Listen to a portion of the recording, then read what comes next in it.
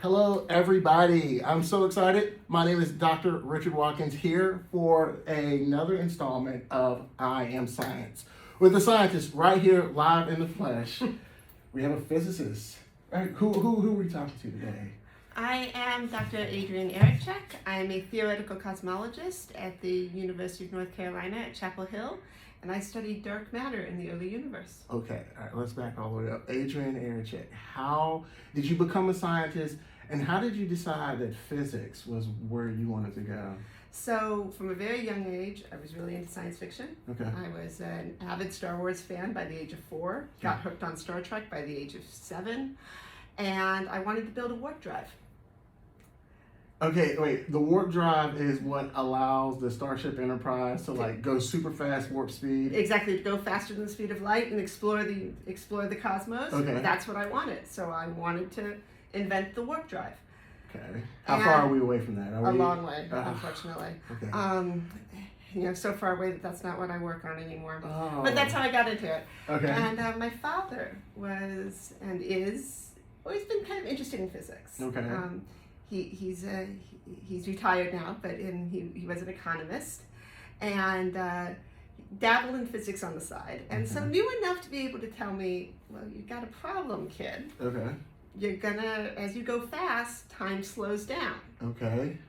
And I found that really interesting. Okay. And that was kind of, special relativity was, kind of my gateway into all of physics. Okay. And just, trying to understand the universe. And I kind of came to the realization that building a warp drive was going to be extremely hard. But the plus side is that we can still explore the universe even if we don't have the Starship Enterprise. And that's what I tried to do, is try to understand the universe even though I can't go cruising through it. Okay. All right, so you said something kind of interesting. The faster you go, time changes, if I understood that correctly.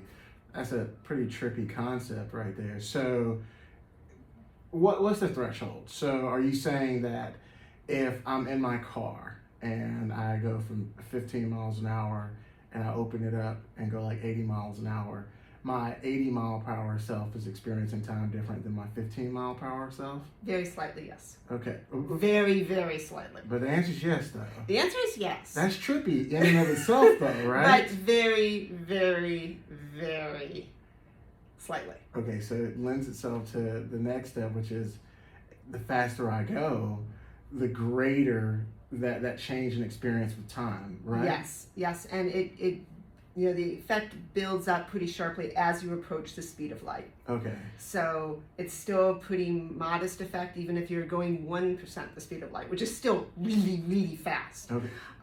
It's not until it becomes more and more appreciable. You reach half the speed of light, and then by the time you get 99% the speed of light, it's a extreme difference that indeed time is going much, much slower for the person who is moving as seen by the person who is not moving. All right, now I have no idea. It's I'm just going to throw it out there. I'm see how wrong I am. I've never been one of those students that was afraid of the wrong answer. I always wanted to be called on. So is the speed of light 200 million meters per second? So it's 300. So 300 million? It's 3 times 10 to the 8, so that's 300 million. Oh man, I feel like I wasn't meters per second. I wasn't that far off. Well, I was really far off. I said 200 million and it's 300 million. So over 300 million meters per second. Now we were talking about 80 miles an hour changing. So what is, I know this is a hard question to ask, how is light experiencing time? So photons, the particles of light, okay, do not experience time. They exist in basically, to a photon, everything happens all at once. There is no passage of time. A photon cannot age. A photon does not experience time in any way. I tried my best to prepare myself coming in here because I knew something that you would say would shatter my worldview. You said there's something out there that does not experience time. That is wild. It makes me ask this question, right? What can we achieve as people if we were able to, and if we can already, and I just don't know it, please let me and the audience know, what can be achieved if we would find a way to propel an object at the speed of light? Well, we could never propel an object at the speed of light. Okay. It is an absolute limit. So Okay. we could get closer Okay. and closer and closer. And basically the way you can imagine it is, you try building a bigger rocket, Okay. and you'll accelerate up a bit. And you build a bigger rocket, and you'll accelerate a little bit more. And you build a bigger rocket, and you'll accelerate a little bit more, but you will never get there. You will always just, the amount of acceleration you get as you increase your rocket power will peter off and until you can get close to the speed of light, but you'll never ever reach it, much less cross it. Okay. It would take an infinite energy to actually accelerate a massive object up to the speed of light. Wow. Cannot be done according to special relativity. There may be a loophole. I haven't totally given up on the warp drive yet. Yeah, don't ever give up on it. But in terms, you definitely can't do it with anything like a conventional rocket or any sort of propulsion system that we have. Okay. At the moment, you'll keep on adding thrust, and your speed will inch closer and closer to the speed of light, but it will never reach it. We do accelerate protons in the Large Hadron Collider in Switzerland to very, very, very, very close to the speed of light. Okay, so we're getting close. We can accelerate protons to Okay. very, very, very close to the speed of light, so that then we can smash them together and have extreme release of energy. Yeah. Well, if you get a photon to the speed of light, will there be kind of like an identity crisis for the proton? Will it say like, am I a photon now? I'm not supposed to be going this fast. It just can't get there. Gotcha. Another way to put it is, you think about kinetic energy. How much energy of motion does something have? Okay. And in Newtonian basic non-relativistic physics, the kinetic energy is related to the velocity squared. You go faster, you get more energy, but it's always finite. Yeah. For when you add in special relativity, Einstein's theory of relativity, it actually turns out that as you approach the speed of light, the amount of kinetic energy involved goes to infinity. Okay. So you would have to impart, an infinite amount of energy. There's no way in any sort of way of imparting a finite amount of energy to the proton. You will never get it to the speed of light. You can get it close. You can get it as close as you want. You keep dumping more energy at it, you can get it closer, but you'll never get there. These conversations just really have my brain just want to throw up its arms and just like, why do I try? Like, no matter how much I try to understand something, the concept of infinity just messes up my understanding of anything. It basically is saying that as far as we can tell, the speed of light is an absolute speed limit to the universe. Okay. That it is, it's this thing that you can keep dumping energy onto something, but you won't get it to go any faster. I'm comfortable with that, right? I don't know why that provides me with comfort, but like if I found out that there was something out there faster than the speed of light, I don't know what that would mean for me. Like, what would that mean? There's nothing faster than the speed of light. There is nothing but faster. What would it mean if there was something? You start getting into some pretty weird paradoxes. Okay. So do you want to go there? Do you want to? I want you to. Okay, a little bit. Let's say this is a common thing you have in Captain Jean-Luc Picard in the U.S. Enterprise. You want to consult Starfleet headquarters on Earth. Okay. So you give them a call. Okay. And you start having a two-way conversation, ignoring the fact that you're separated by many light years. Okay. And what should be happening is your message goes at the speed of light back to Earth. Right. And then takes speed of light back. Come back. Okay. And so this should lead to tremendous delays. Okay. If you could have such a communication device where you can instantaneously talk to someone far away, then somebody who is cruising by, say another starship, would see the message received before it's sent. This is why we don't think this is allowed. This makes me want to cry sometimes. Right? So I've heard of that theory that time and space isn't exactly what we think of it as, right? Depending on where we're going and the speed we're going, given a reference point, we may be experiencing time ahead or time before. Does that mean, I'm almost afraid to say it, and I hope I'm wrong, but does that kind of mean that present, future, and past kind of exist at the same, I don't even know if I want to say time, because Does it mean it all exists in one? So in physics, we talk very specifically, you talk about past and future. Okay. Let's talk about just two events, Okay. event A and event B. Okay. If it is possible for light to travel from point A and reach point B before event B happens, Mm-hmm. then those two, all observers, everyone will always agree Mm-hmm. A happened before B. Okay. And so this is what we call causality. If it is at all possible that a message from A, any sort of message, a flash of light, left A and triggered event B, Okay. then all observers everywhere will always agree A happened first, B then happened next. B happened next. If, however, event A and event B are separated in such a way in time and space that it is not possible for light to go through, Okay.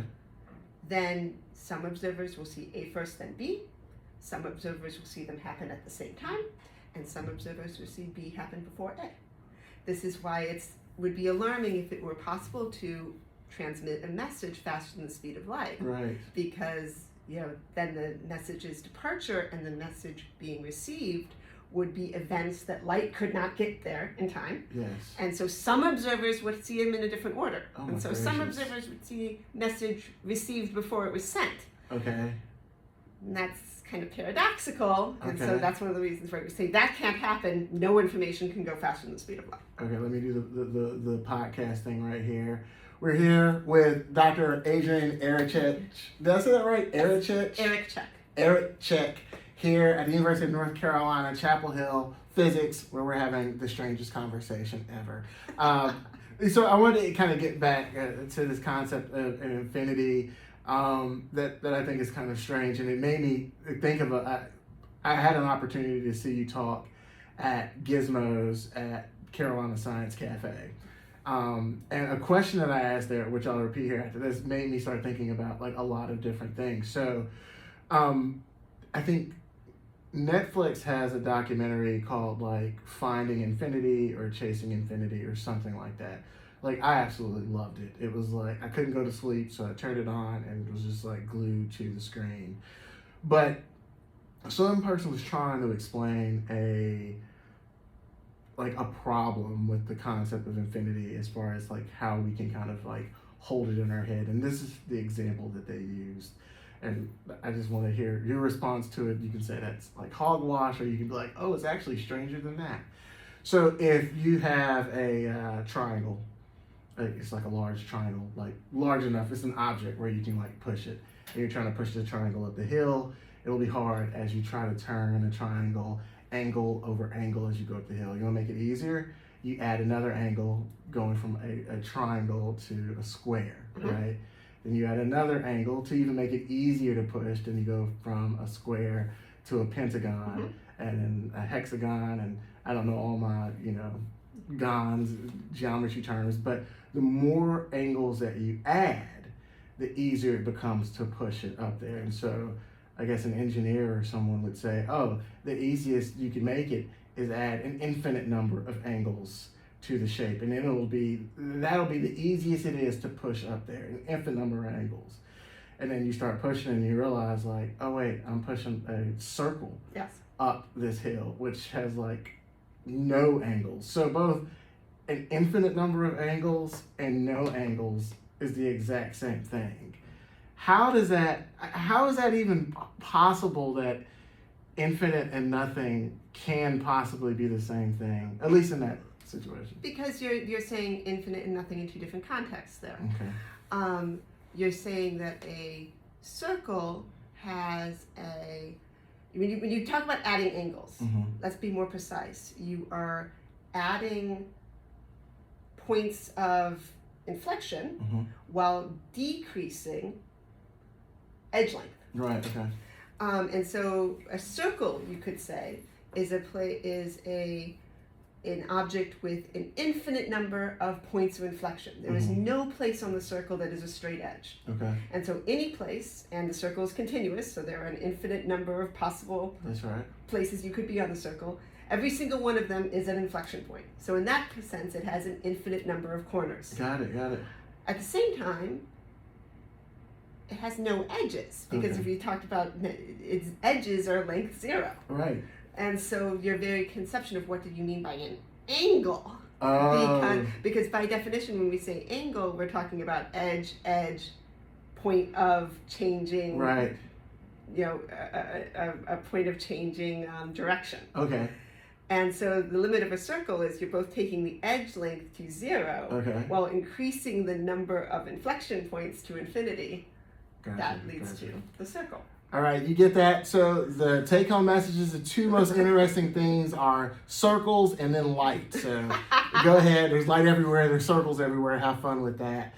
So the question that I asked you, and this kind of leads into kind of, the talk that I heard you give, was you said, where did the Big Bang happen? And you said the Big Bang happened everywhere. And then I raised my hand, I was like, excuse me, does that mean it happened nowhere? And so that was the thought in my head, because if nothing existed before the Big Bang, when it happened, it both happened everywhere and nowhere, since it created there. I hesitate to say that nothing existed before the Big Bang. Uh-oh. So let's talk about what exactly we mean when cosmologists say Big Bang. I don't even know what nothing means anymore, honestly. So, to understand this, we really need to talk about, okay, what do we mean when we say the universe is expanding? Okay. And this is a tricky concept, and there's a lot of misconception and a lot of documentaries out there get this wrong, or at least portray it in a visually misleading way. Okay. So if you think of the universe, and you think of it as this sea of galaxies. Gotcha. When we say the universe is expanding, we don't mean that there's this area of galaxies that is expanding into what is otherwise empty space. Gotcha. No, we mean there's a sea of galaxies everywhere, and the distance between all those galaxies is increasing. Okay. So there is no empty space it's expanding into. Okay. It's just the creation of new space between all the galaxies. Okay. And so, that is what we observe. That is what we mean when we say the universe is expanding. Think of it as just, you have a population of people, and it's infinite in all directions. There's no edge. And then everybody moves such that the space between any two people doubles. Okay. Everybody just spreads out. And nobody's moving towards anyone else. Everybody just spreads out. Okay. But there's still, you started with, an infinite sea of galaxies is better than people, but, you started with an infinite sea of galaxies, and then the whole thing just kind of zoomed out. So everything just got farther and farther away from everything else. So why don't we just say, instead of the universe is expanding, why don't we just say, hey, the galaxies are moving further away from one another? Well, that's kind of what we mean when we say the universe is expanding. Okay. But we mean it in a very specific concept. The galaxies aren't exploding away from each other. It's more that the distance between any 2 points of space is increasing, and so everything is just getting kind of stretched out. An analogy that a lot of people use, and it's a good one as long as you don't extend it too far, is think of kind of blowing up a balloon, and don't think about what's inside the balloon. This is a two-dimensional analogy. So just imagine drawing spots on your balloon, and as you blow up the balloon, the spots get further and further apart from each other. Yeah.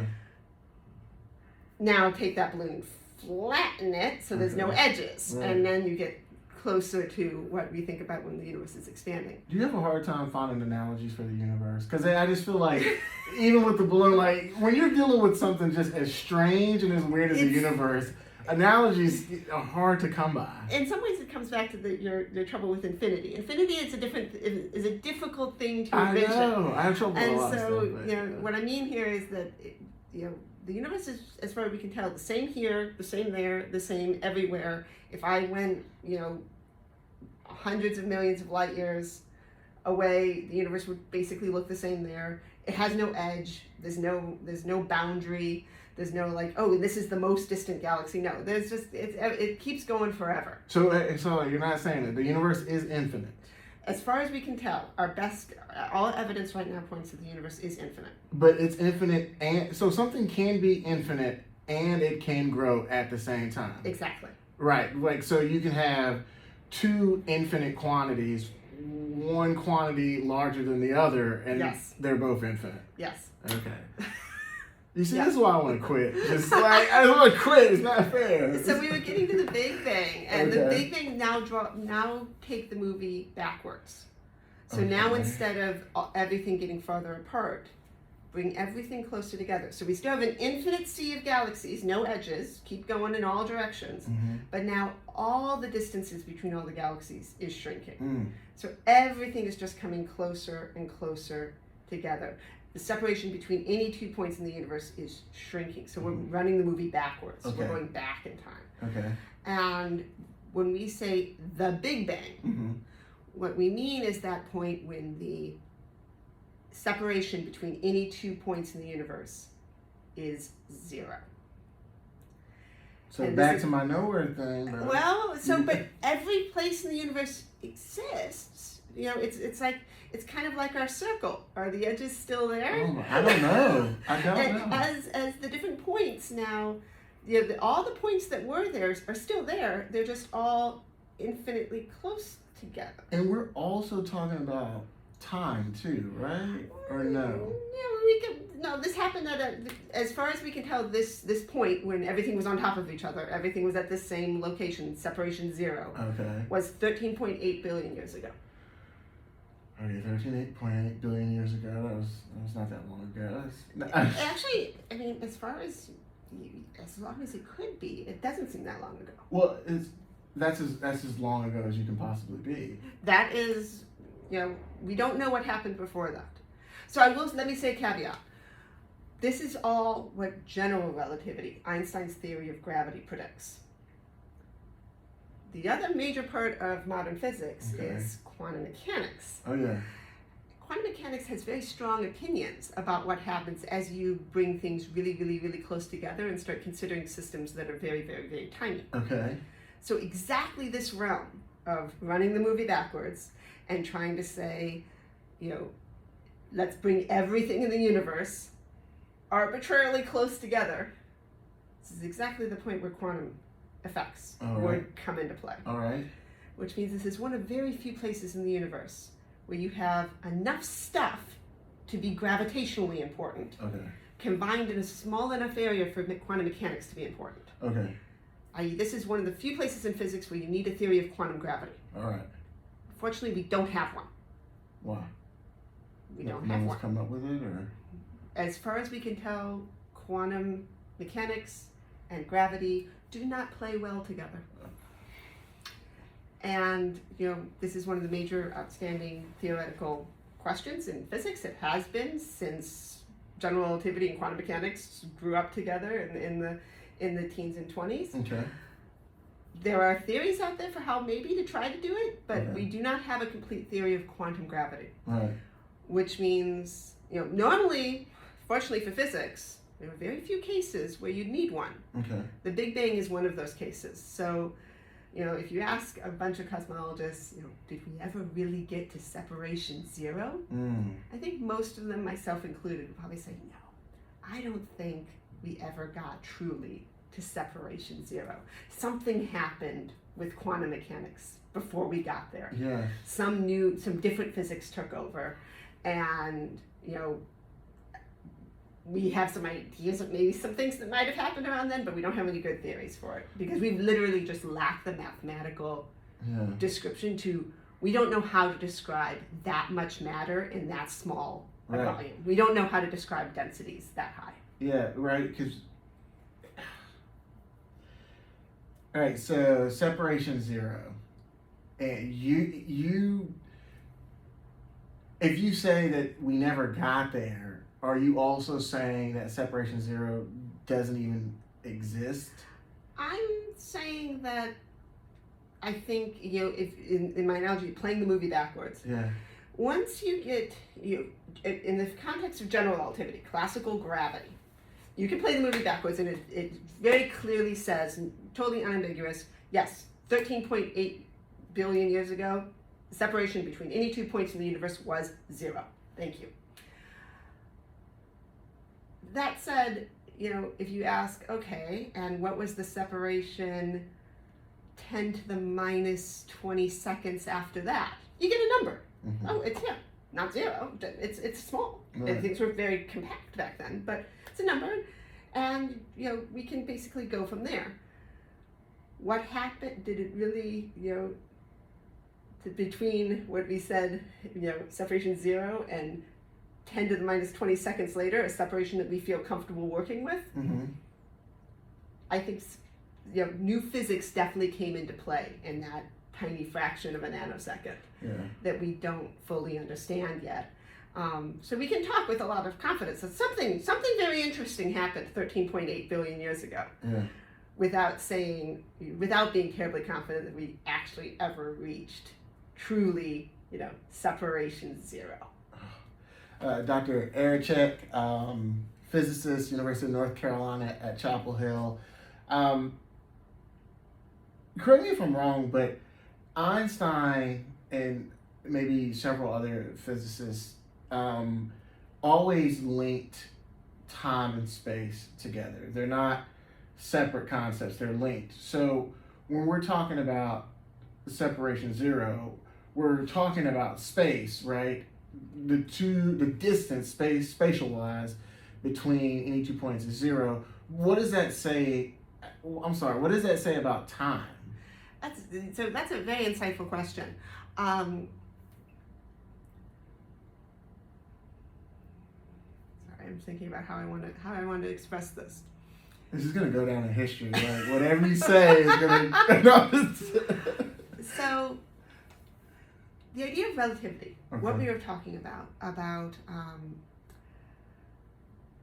different observers seeing different things, and we talked about how one of the reasons why we don't think you can send a message faster than light is a different observer cruising by this would see it in a different order. That's right. Yeah. The founding principle of special relativity is that if you're moving at a constant velocity, you are free to assume that you are not moving.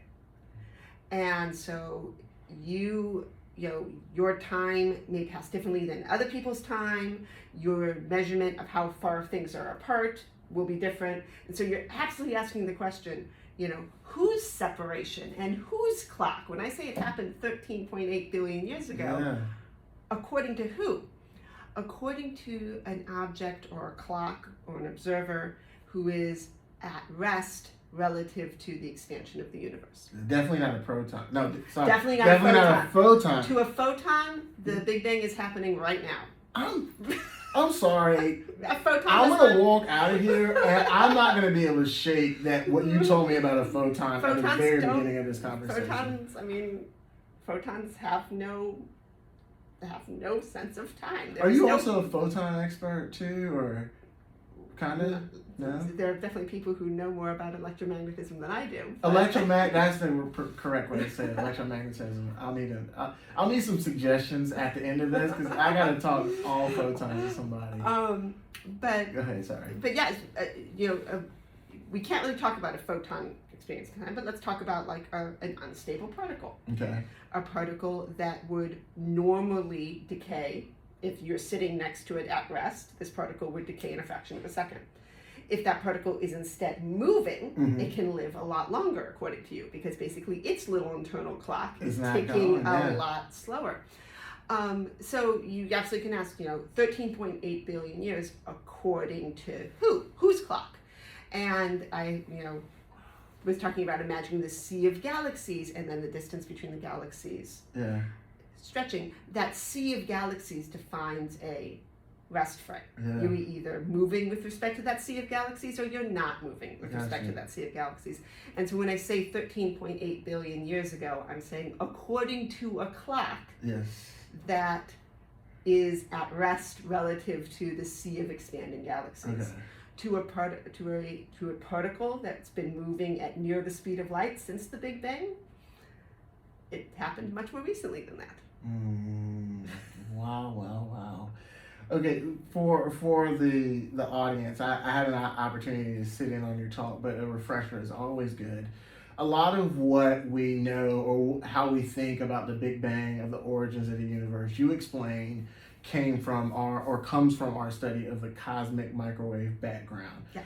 Can you refresh my memory? What is the cosmic microwave background, And how do we use it to understand these things that you're discussing? So the cosmic microwave background is basically the relic light, the relic photons left over from when the universe was much hotter and denser than it is now. So you talk about running the movie backwards. Everything's getting closer and closer together. So the universe used to be a very hot and dense soup. And in that very hot and dense soup, 380,000 years after separation zero, Big Bang, that soup cooled down enough that the free electrons and protons in the soup were able to form atoms for the very first time. And the key there is that if you have a photon bouncing around, a photon will hit a proton and electron and get deflected. An atom, a photon will just pass straight by. So then the photons just started traveling, just going in straight lines. And those photons traveled in straight lines for the next 13.8 billion years until they landed to our telescopes. And so when we look at the cosmic microwave background, this kind of sea of relic photons coming at us in all directions, we see a snapshot of what the universe looked like when it was only 380,000 years old. Wow. And that tells us a tremendous amount of information of, you know, what is the universe made of, what were the constituents, how has the universe expanded from then to now. We can extract, you know, all of this information from the cosmic microwave background. When was the cosmic microwave background first described? So it was predicted. You're gonna get me on my I'm sorry. Here. It was predicted, I believe, in the 40s and 50s. The only reason it was discovered. Permission to edit this. A permission granted. 1968. The only reason I asked that, it wasn't like I needed to know exactly when it was. What I wanted to understand is, how has our understanding of the cosmic microwave background changed from then to now? Because I'm imagining that has evolved. So very much so. Very much so. In fact, I don't know, can I bring a visual aid over? Sure, go ahead. I don't know how well this is going to show up on the, I have this. I don't know how well this is a little hologram thing. Oh, it looks okay. And so, if you look at it this way, you see Kobe. This was our first picture of the hot and cold spots in the cosmic microwave background. And this is what we've got now. Planck is the state of the art. And you can see the resolution has improved dramatically. So I don't know how much this will show up, but you can see it started out as very blobby and fuzzy, and now we've got an extremely fine detail. So that is the major advance that has been going on. For the first, decades of CMB, it was just a matter of, it really was just looking like a uniform glow in all directions. In 1992, the Kobe satellite found the first evidence of hot spot, cold spot, hot spot, cold spot. And now we have a very precise map of all the hot spots and cold spots. And that's where this treasure trove of information is contained. Oh, that's really, really awesome. That's really, really awesome. I've got like a few more questions. And again, as things happen in the news with our exploration of space or different things, you got to promise me that I'll be able to come back and ask you more hard questions. Absolutely. This question is, there are more technologies being introduced all the time, right? Whether it's, better telescopes, better sensors that can sense photons, or even, machine learning or artificial intelligence that will allow us to really kind of interpret just massive quantities of data, quicker than we ever have. What steps or what advancements are you really looking forward to in your field? What do you think is on the horizon? I think we talked a little bit about what we know, but what do you think is, just over the horizon as far as our understanding of cosmology, Big Bang Theory, the origin of everything? So, three things that immediately come to mind. One is, we've made a lot of progress in the cosmic microwave background, but there is more. Higher and higher resolution maps do promise more and more precise information. And so there is coming up very soon the Simons Observatory. Okay. It's a high resolution map of the CMB. Where is that at? Chile. Chile. Okay. There's always great observatories in Chile. I feel like I hear that all the time. And S4 is the name we have for kind of the next generation project beyond that. So that's, we will get more information out of the cosmic microwave background. The Rubin Observatory is well underway and approaching first light. They've been a little delayed by the pandemic, but soon, within the next couple of years. This is going to be an unprecedented map of the cosmos. It's basically all the sky that you can see from Chile. Map of all the galaxies.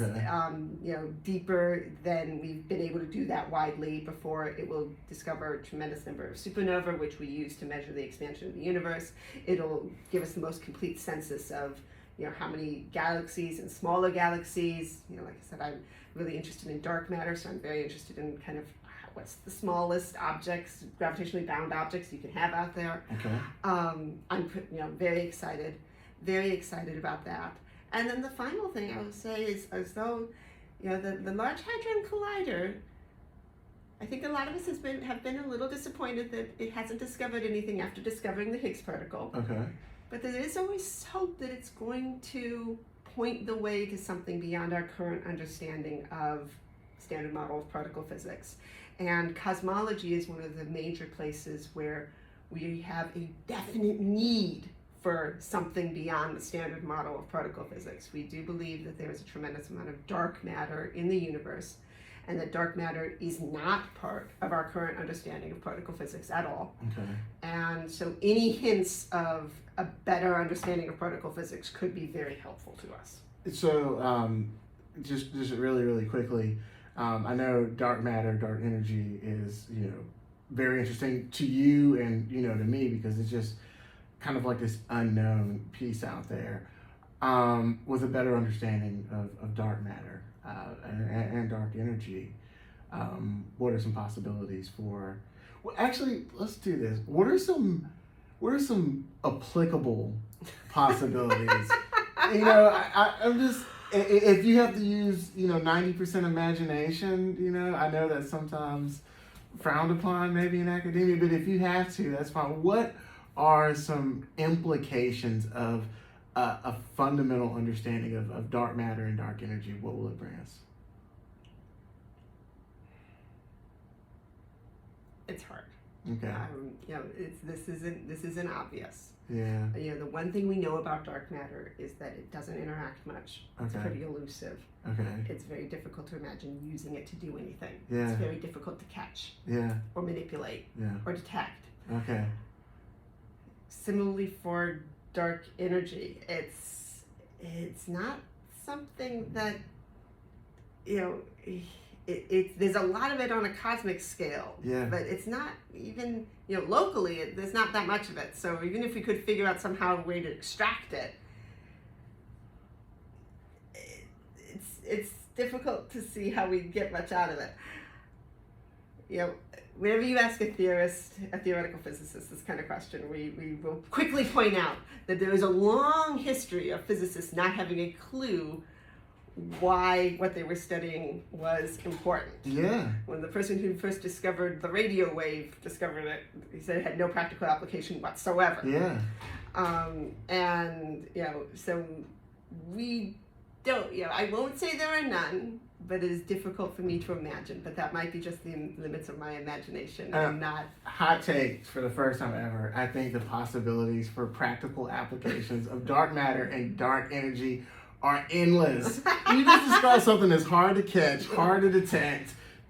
Just a bunch of difficult. If you're able to lock that down and have an understanding of it, the sky is literally the limit. But all those things also mean kind of hard to manipulate, hard to use. So it's difficult to imagine. I'm in this game just because I want to understand what the universe is made of, and I think that's an interesting question in and of itself.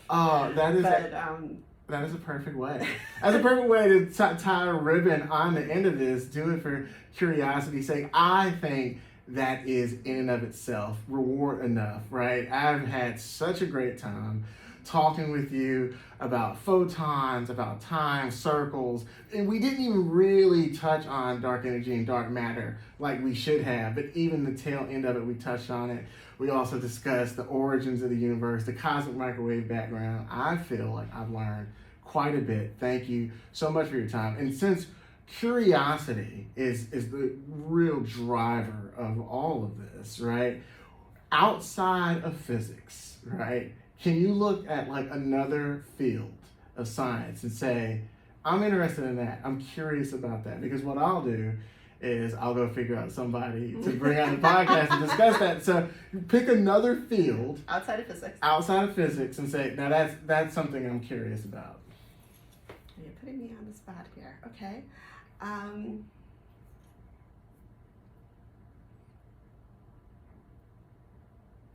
I am really curious about the origins of life on Earth. Me too. I'm curious about how do you go from chemistry and atoms? I think I understand where atoms come from. Okay. But how do you make the leap from atoms to proteins, but then how do you go from proteins to life? What was that trigger? How, the next question I'll say is, how common is it likely to be? If you have the right conditions, does it always happen? Yeah. How and when and did what we would call a living organism assemble itself out of the chemical goo that was available to it? Yeah. As a virologist, I say viruses played a big role in that. That's just what I'd say. I've heard that too. They're just floating piece of genetic information. And viruses are definitely in that kind of gray area. Are they proteins or are they life? Or every there's time, an intermediate step. I can see why they would play a big role. When I was starting off in biology, they had all of these hard, fast rules on what was life, But then viruses really kind of came into my awareness, and they seem to kind of shake the bedrock as far as our understanding of what is live and what's not alive. And it makes it seem like it's much more of a gradual transition, which makes it in some ways easier to understand how it could happen. Yes. But, so I'll make sure we do that. That'll be really cool. Well, one more question, and this is another hard question, right? As a physicist, you've already brought up Star Trek. So outside of the Star Trek franchise, what movie do you feel does physics the best? It's a hard thing, I guess, but like, what movie do you think does it the best? What movie does physics the best? Yes. Okay, definitely not Star Wars. What? Star Trek has its moments. And In Star Trek, there's a lot of Star Yeah. Trek. So there are some episodes of Star Trek. What are you guys thinking? There are others that are but a movie, a single work. There's a lot of Star Trek movies too, to be fair. So I guess I'm gonna go with the first one that popped in my head. Contact. That's a good one. All right. Maybe up until the last 15 minutes. Okay. Contact. All right. There you have it. Watch Contact. It's according to physicist Dr. Adrienne Erickcek. Thank you so much for your time. Go watch Contact.